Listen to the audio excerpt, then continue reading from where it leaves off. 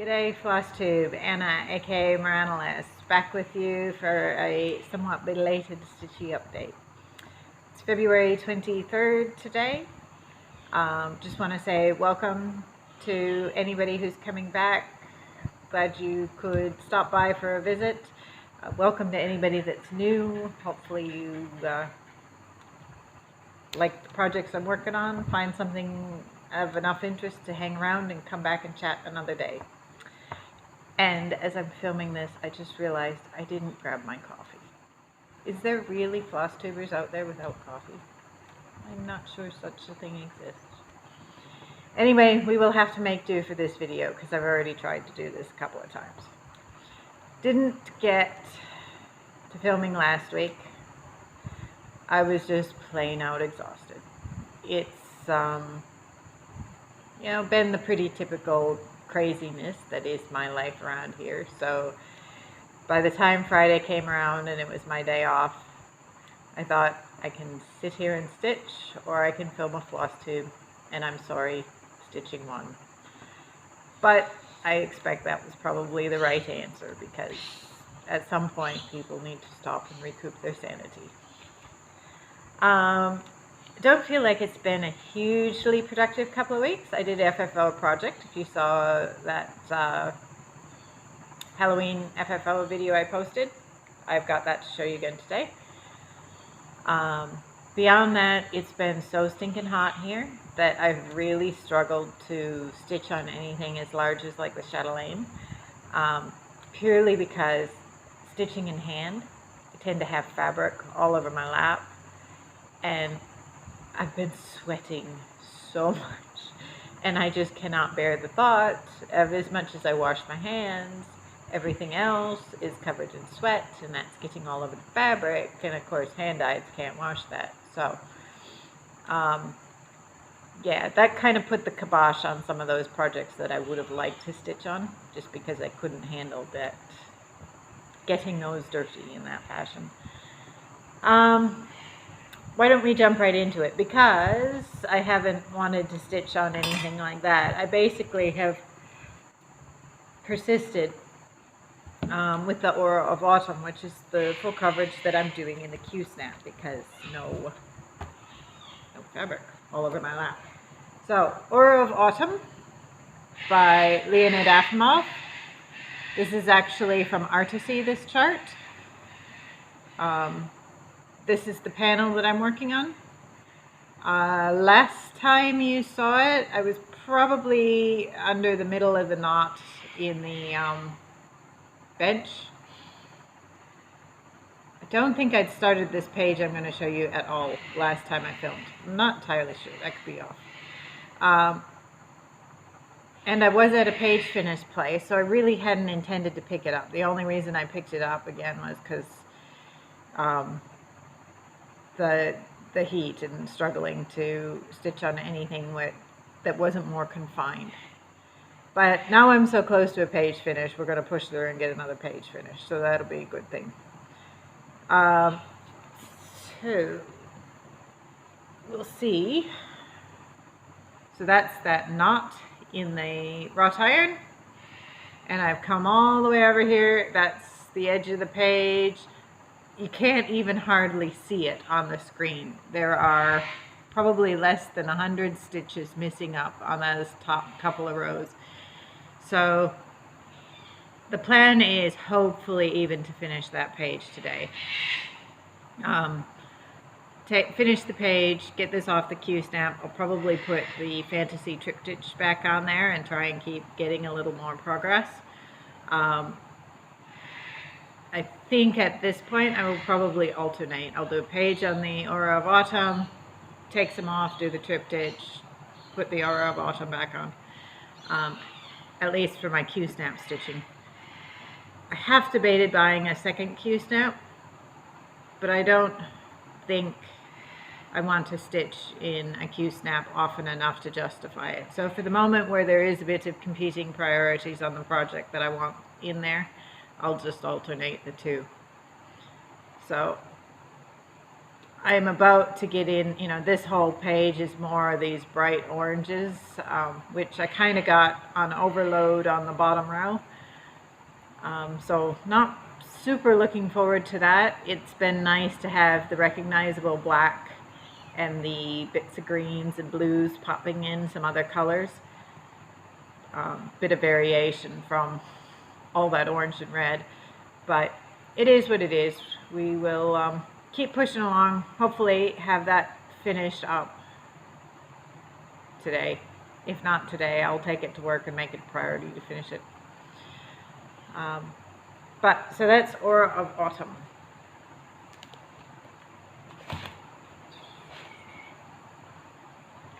You know what? I didn't bring my board.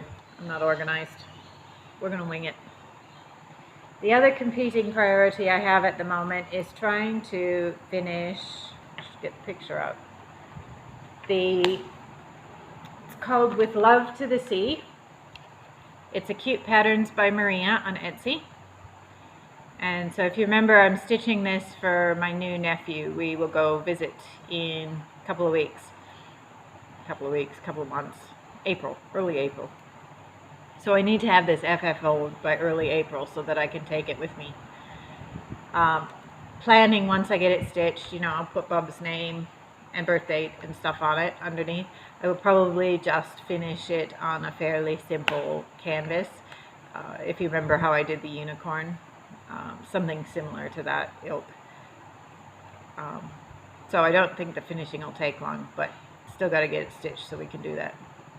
And last time you saw it, I'll see if I can find a photo, but I believe I was still on the upper half of the whale. So we have had a fair bit of progress on this.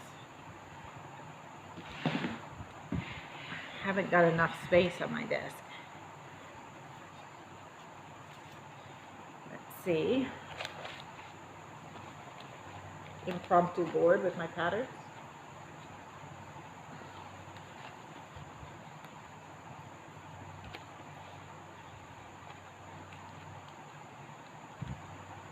There you go. So we have all the whale, and you'll remember I swapped out, let's get that stray thread out of the way. I swapped out the originally called for blues to several Silks for You and a couple of dinky dyes. So I think actually from memory, I vaguely remember talking about it. I'd done the darker blues and I was just starting into the variegated blues. I'm actually really pleased with how that conversion came out. I think that whale looks so cool. When I finished him, then I went and I pulled the reds that were called for. And the original reds were much more coral, like this life ring had been out in the sun for far too long and faded. Whereas I was thinking it would be nice to have some primary colors with the really primary blue whale. So again, I went digging through my Silks for You and dinky dyes and found a couple of reds that I thought would sub in nicely. I'm not as enamored with the reds. The gradient between the darker and the lighter is a bit harsher, and I'm doing a lot of fiddling with particularly the dinky dyes that are more heavily variegated. I tend to pick around, you know, stitch only the light bits of thread or the dark bits of thread, and so there's a lot more wastage, which I'm not really super thrilled with. Given that I didn't really have another agenda for the threads, I suppose it's not the end of the world. I just don't like cutting off perfectly nice silk and putting it in the rubbish pile. Having said that, I feel a bit silly keeping these tiny little bits of thread that, you know, it'd be hard to thread and get more than 2 or 3 stitches with anyway. By the time you had to run it under, secure it, and do your stitching, and then secure it again at the finish. So we're getting to the end of the top half. I do have to fill out this side a little bit more for the top half of the life ring, but that rope clearly goes across at the middle. We have a fair bit more rope to come up here. If you remember from the picture, there was like a heart and stuff, and there's a bit more blue in the sprays from the whale. But really, once you finish the life ring, that's 90% of the stitching. There is a fair bit of back stitch on this one, so that will take some time in its own right. I think it'll add great detail. I'm not too worried about doing... I'm not one of those people that back stitching bothers me, but there's just enough of it, it will take a bit of time. So, looking forward to finishing that. I'm doing all this white here in this life ring. That gets a bit old. I'm not really a fan of stitching white on white, but it does pop really nicely. It's that bright B5200, that bright white. So it does look really, really nice, so long as I can keep it clean and looking white. So, pleased with that. Good progress there.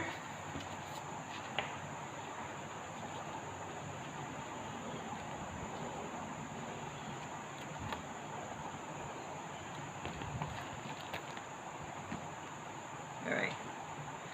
And around the heat, I did manage to do a little bit on the Chatelaine. Let me see which way's up.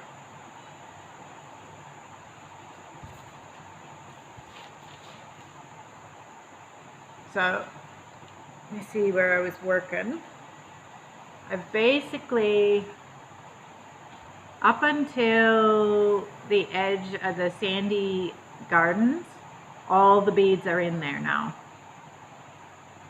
And you can see I've started putting in the beads along in the water around the garden up there, but I've got a lot more of those to go.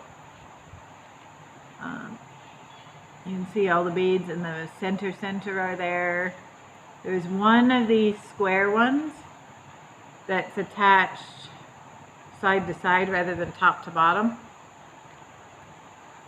That one drives me nuts every time I look at it. I had done an entire string of beads in with the Chatelaine 90 degrees from where I thought it was, and of course righted it and realized then half my beads went in the wrong direction, and I fixed the bulk of them, but that one large bead was on a different string, and I didn't want to cut that string and then have to try and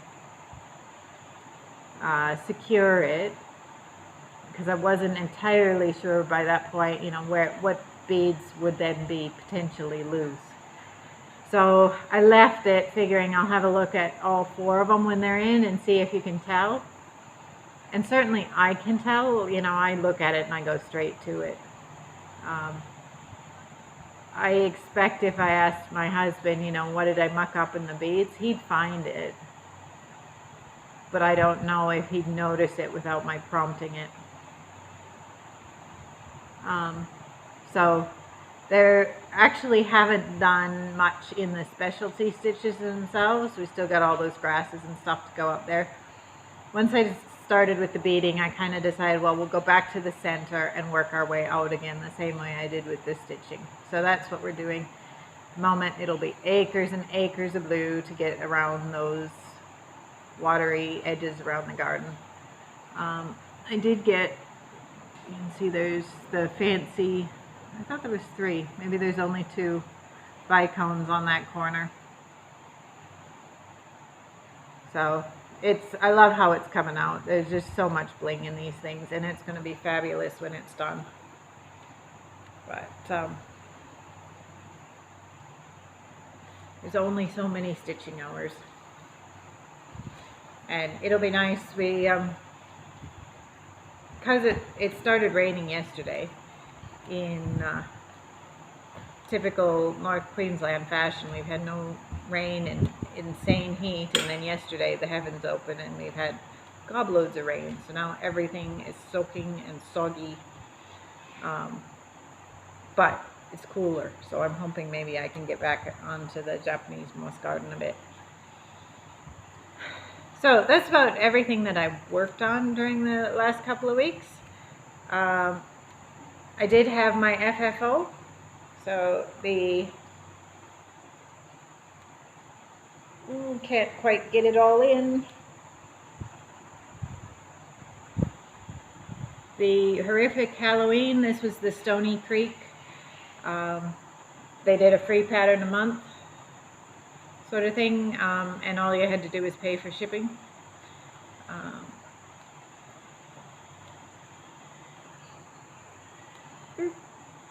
So I actually finished the stitching on that a year ago, well in time for last Halloween, but I didn't get it FFO'd. This hanger is the one that Stony Creek sold. All the buttons that went on were the ones that were coordinated with those patterns. So I did, you know, pay extra for those little bits and pieces to go on. I kind of debated how to finish it for a long time. In the end, decided to basically stick with what I knew enough wouldn't be an utter failure, because after all those hours of stitching, I couldn't bring myself to get too adventurous in trying to FFO it. So there's some quilt batting in between, just a nice complementary fabric on the back, a hanging sleeve to put through the metal has that sort of attachment so that you can remove it, and so then it just, a hanging sleeve on the back of the piece lets it slide on and off. Not the neatest finishing job, my hand stitching, you know, given how much cross stitch we do, you'd think we should be able to hand sew a binding without too much trouble, but I never find mine look very neat. But it works, it hangs straight, and it's been hanging in our house every day since I finished it, despite it being nowhere near Halloween. We're just getting ready for next year. So, pretty pleased to have that one done. That's kind of been hanging over my head going, I don't know what I want to do. So, always nice to have those crossed off the to-do list. The only other thing to report this week is a quick bit of Stitchy kindness showed up in the mail. Thank you to Belinda, Aussie Stitcher. She was giving away a couple of kits she didn't think she was going to stitch. It was several months ago now. Maybe, I think probably even before Christmas. Anyway, so she pulled my name for that one, which I think that's so cool.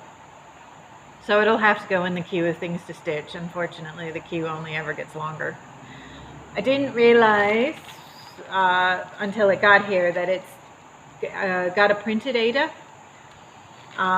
And from what I can tell without opening the package, the printing is just the background mottling in there.